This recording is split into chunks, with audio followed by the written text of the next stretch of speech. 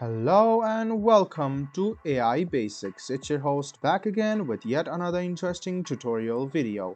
In this video, I'm going to teach you how you can disable or turn off the email notifications which you receive from Fliki.ai. So, go ahead and open the Chrome or Edge browser and go to Fliki.ai. Log into your account and click Account, which is on the left hand side, and go to your Profile section.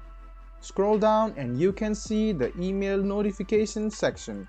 What you need to do is untick these boxes over here like this and click Save. This way you won't receive any kind of email notifications from Fliki.ai anymore, and you can tick some of the boxes from which you want the notifications from, and you will still be getting the notifications. So let me show it to you once again, guys. Go ahead and log into your Fliki.ai, go to Account, which is on your left hand side, click on Profile, scroll down and you can see email notifications. Go ahead and unselect all of these and click Save. This way you will turn off your email notifications which you get from Fliki.ai. I hope this video was helpful for you. If you still have any kind of confusion, please do mention us on the comment section down below. Like the video, subscribe to the channel and do hit the bell button for more.